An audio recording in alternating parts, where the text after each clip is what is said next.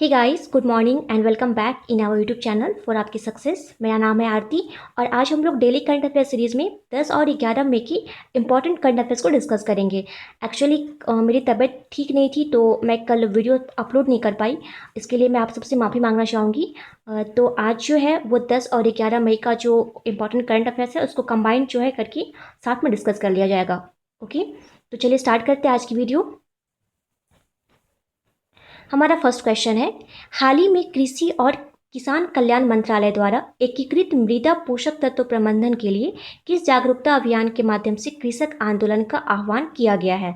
तो इसका right answer है option C, mission mode. Okay, आपको बता दें कि कृषि एवं किसान कल्याण मंत्रालय जो है उसके द्वारा जैविक उर्वरकों के बढ़ते उपयोग और रासायनिक उर्वरकों से कम इस्तेमाल के लिए मिशन मोड के द्वारा जो है जागरूकता अभियान शुरू करने का आह्वान किया गया है। ओके, हमारे कृषि एवं किसान कल्याण मंत्री हैं श्री नरेंद्र सिंह तोमर और उनकी कॉन्स्टिट्यूएंसी जो है वो है मुरैना, मध्य प्रदेश। ओके, नेक्स्ट आते हैं, संयुक्त राष्ट्र पर्यावरण कार्यक्रम यानी यूएनईपी ने राष्ट्रीय सद्भावना दूत के रूप में किस अभिनेत्री का कार्यकाल 2 साल और बढ़ा दिया है? तो इसका राइट आंसर हो जाएगा ऑप्शन ए, दिया मिर्जा। संयुक्त राष्ट्र पर्यावरण कार्यक्रम यानी यूएनईपी की सद्भावना दूत बॉलीवुड एक्ट्रेस दिया मिर्जा का जो है कार्यकाल बढ़ा दिया गया है। ठीक है, दिया मिर्जा अब जो है साल 2022 के अंत तक इस पद को संभाले रखेंगी। ठीक है, आपको बता दें दिया मिर्जा जो है सतत विकास लक्ष्य की प्राप्ति के लिए संयुक्त राष्ट्र की विशेष दूत भी हैं। बढ़ते अगले प्रश्न पे। क्वेश्चन नंबर 3 है, हाल ही में किसने श्रम ब्यूरो के नए महानिदेशक के रूप में जो है पदभार ग्रहण किया है? तो इसका राइट आंसर है ऑप्शन बी, डीपीएस नेगी। आपको बता दें कि भारतीय अर्थव्यवस्था के अधिकारी डीपीएस नेगी ने हाल ही में श्रम ब्यूरो के महानिदेशक का पदभार संभाला है। ठीक है, और महानिदेशक के अलावा जो है ये मंत्रालय के वरिष्ठ श्रम एवं रोजगार सलाहकार भी होंगे। हमारे श्रम और रोजगार मंत्रालय आता है श्री संतोष कुमार गंगवार के अधीन, याद रखिएगा। बढ़ते अगले प्रश्न पे।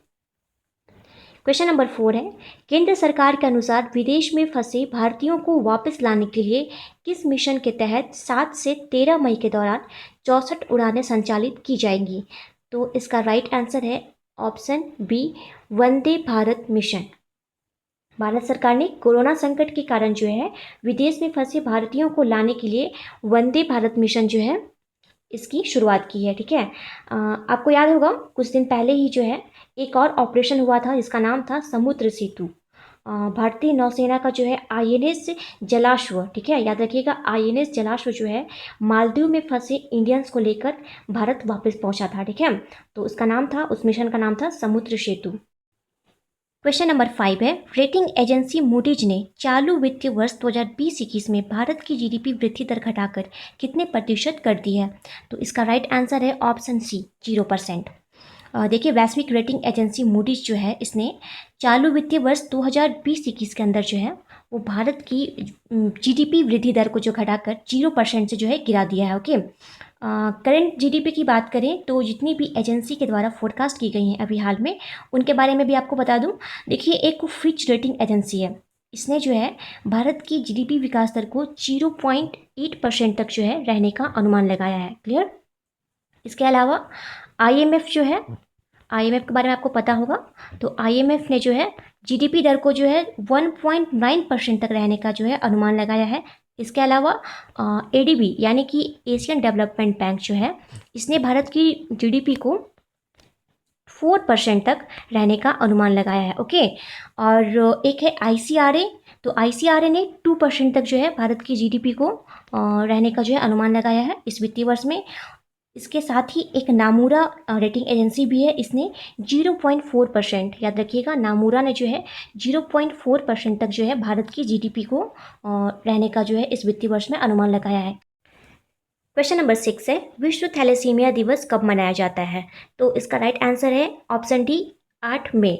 देखिए विश्व थैलेसीमिया दिवस जो है 8 मई को हर साल मनाया जाता है। ओके, थैलेसीमिया जो है एक प्रकार का ब्लड का डिसऑर्डर है जिसके अंदर जो है बॉडी वो लेस हीमोग्लोबिन बनाता है as compare to normal. Okay, तो लोगों के बीच जो है थैलेसीमिया के बारे में अवेयरनेस बढ़ाने के लिए हर साल जो है 8 मई को विश्व थैलेसीमिया दिवस मनाते हैं। ठीक है, तो इस बार जो है इसकी थीम थी the dawning of a new era for thalassaemia. याद रखिएगा, इस बार 2020 की जो इसकी थीम है वो है the dawning of a new era for thalassaemia.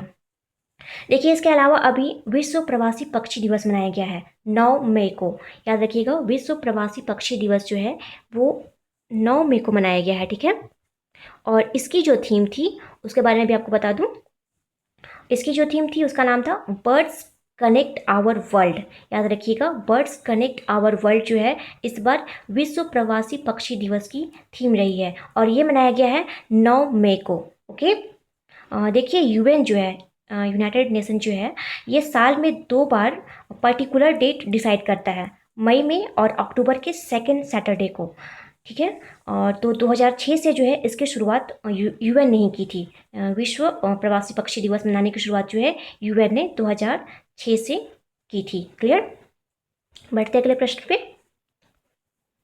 Question number 7 है, हाल ही में भारत में कोकिंग कोल के क्षेत्र में किस देश के साथ जो है समझौता किया गया है? तो इसका राइट आंसर है ऑप्शन बी, रसिया।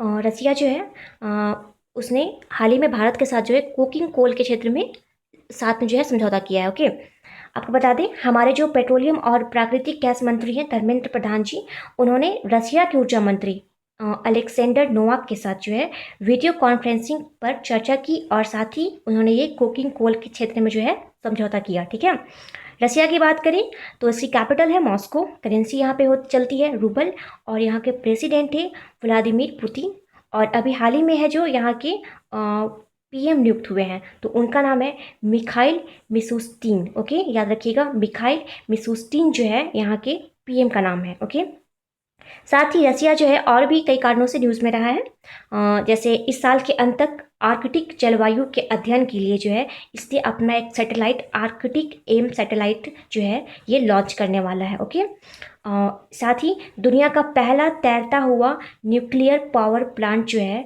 रसिया ने बनाया था जिसका नाम था अकाडेमिक लोगोनुसिन। याद रखिएगा, अकाडेमिक लोगोनुसिन जो है रसिया के द्वारा बनाया गया पहला तैरता हुआ न्यूक्लियर पावर प्लांट था। ओके, इसने विश्व में सबसे पहला हाइपरसोनिक परमाणु मिसाइल अवांगार्ड को भी सेना में शामिल किया था। याद रखिएगा, रसिया ने सबसे पहले जो है हाइपरसोनिक परमाणु मिसाइल जिसका नाम अवांगार्ड है इसे सेना में शामिल किया था। नेक्स्ट है, हाल ही में किस कंपनी ने इंडियन स्टील एसोसिएशन की सदस्यता छोड़ने की घोषणा की है? तो याद रखिएगा, टाटा स्टील जो है इसने इंडियन स्टील एसोसिएशन की सदस्यता जो है छोड़ने की जो है घोषणा कर दी है। ओके, इसके साथ ही आप याद रखिएगा कि टाटा स्टील के जो चेयरमैन थे एन चंद्रशेखरन, उन्होंने अपने पद से इस्तीफा दे दिया है। ओके, और टाटा स्टील की बात करें तो इसका जो एस्टैब्लिशमेंट ईयर है वो है 1907। ठीक है, इसके फाउंडर रहे हैं जमशेद जी टाटा और इसका जो हेड क्वार्टर है वो है मुंबई के अंदर। क्लियर, बढ़ते अगले प्रश्न पे। क्वेश्चन नंबर 9 है, हाल ही में किस राज्य ने पान मसालों को 1 साल के लिए बैन कर दिया है? तो याद रखिएगा, ऐसा किया है झारखंड की सरकार ने। ओके, झारखंड की सरकार ने जो है पान मसालों के अलग अलग ब्रांड को जो है 1 साल के लिए पूरी तरह से बैन कर दिया अपने राज्य के अंदर। आपको बता दें कि पान मसाला पे जो है बैन लगाने वाला झारखंड तीसरा स्टेट बन गया है। इसके पहले जो है महाराष्ट्र और बिहार भी है, इस पर जो है बैन लगा चुके हैं। ओके, क्वेश्चन नंबर 10 है, हाल ही में किस राज्य सरकार ने सीएम ऐप को लॉन्च किया है? तो इसका राइट आंसर है ऑप्शन ए, आंध्र प्रदेश। अभी कृषि मूल्य और खरीद की व्यापक निगरानी के लिए जो है आंध्र प्रदेश की गवर्नमेंट ने इस ऐप को लॉन्च किया है। क्लियर, और देखिए आंध्र प्रदेश की कैपिटल है अमरावती, जहां देश का जो है 25वां हाईकोर्ट बना था। ओके, और इसके जस्टिस हैं जेके माहेश्वरी। क्लियर, आंध्र प्रदेश के सीएम है जगन मोहन रेड्डी और यहाँ के गवर्नर हैं विश्वभूषण हरिचंद्रन। ओके, आपको याद होगा आंध्र की जो गवर्नमेंट है उन्होंने कोविड फार्मा ऐप लॉन्च किया था हाल ही में, और इसके अलावा भोगापुरम हवाई अड्डा जो है वो बनाया जा रहा है आंध्र प्रदेश के अंदर। ओके। देखिए, भारत का पहला एक्वा मेगा फूड पार्क जो है वो भी आंध्र प्रदेश के अंदर ही बनाया गया था। और साथ ही आंध्र प्रदेश की सरकार ने चुनावी भ्रष्टाचार को रोकने के लिए एक निगाह एप्लीकेशन लॉन्च किया था। ओके। देखिए, एक निगाह पहल था जो कि हिमाचल प्रदेश की सरकार ने लॉन्च किया था, ठीक है। और ये निगाह जो एप्लीकेशन है उसे आंध्र प्रदेश की सरकार ने लॉन्च किया है। क्लियर। हाल ही में कृषि मंत्रालय ने अपनी एक रिपोर्ट जारी की है जिसमें फलों के उत्पादन में टॉप पर रहा था आंध्र प्रदेश, और सब्जियों के उत्पादन में जो है वो टॉप पर वेस्ट बंगाल रहा था। आई होप आपको क्लियर होगा। नेक्स्ट बढ़ते हैं। क्वेश्चन नंबर 11 है, यूसुफ होमस को मैच फिक्सिंग के आरोप में पेशेवर टेनिस से प्रतिबंध कर दिया गया, वह किस देश के खिलाड़ी थे? तो इसका राइट आंसर है ऑप्शन ए, इजिप्ट। ये जो यूसुफ होमस है, इनको मैच फिक्सिंग के आरोप में जो है प्रतिबंध लगा दिया गया है, वो इजिप्ट देश के हैं। और याद रखिएगा ये टेनिस के प्लेयर हैं, ठीक है, टेनिस के खिलाड़ी हैं। इजिप्ट की बात करें तो इसकी कैपिटल है कायरो और यहाँ करेंसी चलती है पाउंड। सऊदी अरेबिया की बात करें तो इसकी कैपिटल है रियाद और करेंसी है सऊदी रियाल। ओके। तुर्कमेनिस्तान की बात करें तो इसकी जो कैपिटल है उसका नाम है असैगबत। ओके, असैगबत है यहाँ की कैपिटल और करेंसी है मनात। ईरान की कैपिटल है तेहरान और इसकी जो करेंसी है अभी जस्ट हाल में चेंज की गई है, तो इसकी कैपिटल जो बदल कर हो गई है तोमान। याद रखिएगा, ईरान की जो कैपिटल ये करेंसी है वो तोमान हो गई है। क्लियर। क्वेश्चन नंबर 12 है, हाल ही में जारी फोर्ब्स इंडिया बिलियनियर्स लिस्ट में शीर्ष पर कौन है? तो इसका राइट आंसर है option A, Mukesh Ambani. Okay. याद रखिएगा, रिलायंस इंडस्ट्रीज के जो मालिक हैं मुकेश अंबानी, उन्हें फोर्ब्स इंडिया बिलियनियर्स लिस्ट में शीर्ष पर रखा गया है। साथ ही ये एशिया के जो है सबसे अमीर व्यक्ति बन गए हैं। क्लियर। और ये जो बाइजू रविंद्रन है, इनके बारे में आपको बता दें, ये ऑनलाइन एजुकेशन के जो बाइजू रविंद्रन है ये सबसे कम उम्र के अरबपति बन गए हैं। ओके। और इस लिस्ट में अगर टॉप की बात करें तो टॉप पर रहे हैं अमेज़न के संस्थापक जेफ बेजोस। याद रखिएगा, अमेज़न के जो संस्थापक है जेफ बेजोस, वो इस लिस्ट में टॉप पर रहे हैं। क्लियर। नेक्स्ट आते हैं। क्वेश्चन नंबर 13 है, प्रवासी राहत मित्र ऐप किस राज्य सरकार के द्वारा जारी की गई है? तो इसका राइट आंसर है ऑप्शन ए, उत्तर प्रदेश। तो यूपी गवर्नमेंट ने प्रवासियों को राहत देने एवं सरकारी योजनाओं को फ़ायदा देने के लिए जो है प्रवासी राहत मित्र ऐप लॉन्च किया है, ठीक है। साथ ही आपको याद होगा यूपी गवर्नमेंट ने आयुष कवच कोविड ऐप जो है और अन्नपूर्णा पोर्टल और साथ ही आपूर्ति मित्र पोर्टल को जो है लॉन्च किया है, ठीक है। इसके अलावा दूसरे राज्यों में फंसे अपने लोगों को लाने के लिए जो है जन सुनवाई पोर्टल भी लॉन्च किया था। क्लियर। अच्छा, क्या आपको पता है वर्चुअल अदालतों के जरिए सुनवाई करने वाला पहला राज्य कौन बना था? तो याद रखिएगा, ये भी जो है वर्चुअल अदालतों के जरिए सुनवाई करने वाला पहला राज्य जो है वो उत्तर प्रदेश है। ओके। क्वेश्चन नंबर 14 है, आईआईटी के पूर्व छात्रों की एक परिषद ने कोविड-19 टेस्ट बस किस शहर में लॉन्च किया है? तो इसका राइट आंसर हो जाएगा ऑप्शन ए, मुंबई।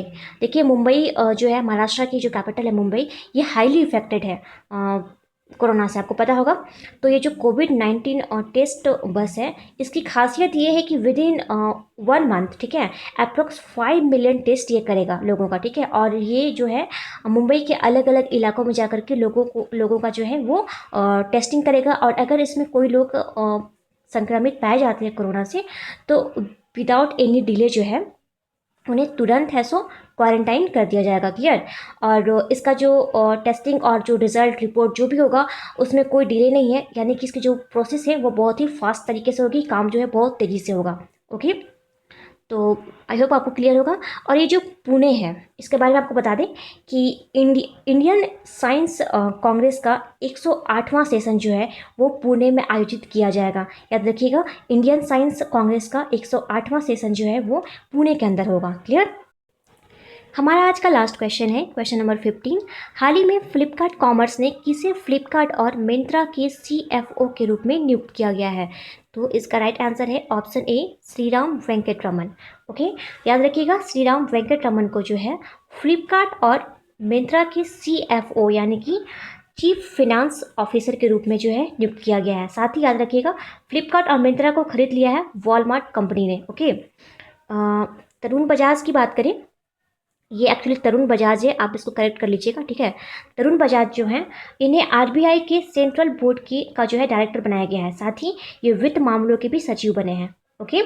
श्रीधर पात्रा, इनके बारे में आपको बता दें, ये नैल्को के एमडी और सीईओ बने हैं। नैल्को मतलब नेशनल एल्यूमिनियम कंपनी, ठीक है। तो नैल्को के जो एमडी और सीईओ है उनका नाम है श्रीधर पात्रा। ओके। देखिए फ्लिपकार्ट जो है, इसका एस्टैब्लिशमेंट ईयर रहा है 2007, ठीक है।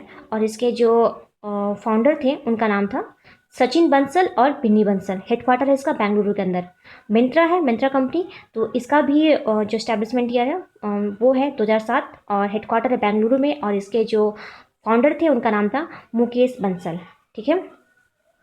तो फ्रेंड्स, ये था हमारा आज का important current affairs. I hope आप सबको पसंद आया होगा। तो अब बारी है आज की क्विज की। कल आपसे प्रश्न पूछा गया था कि एंटीसेप्टिक सर्जरी की खोज किसने की थी। तो इसका राइट आंसर था जोसेफ लिस्टर। आप सभी ने इसका बिल्कुल सही जवाब दिया था। अब बारी है आज के प्रश्न की। तो आज का प्रश्न है, आपको बताना है कि अंडमान निकोबार द्वीप समूह की सर्वोच्च पर्वत चोटी यानी कि हाईएस्ट पीक कौन सी है। क्वेश्चन एक बार फिर से सुन लीजिए। अंडमान निकोबार द्वीप समूह की सर्वोच्च चोटी कौन सी है। आप जो है अपना आंसर हमें कमेंट बॉक्स में कमेंट करके बताइए। तो फ्रेंड्स, आज की वीडियो यहीं समाप्त करते हैं। Okay, thanks for watching.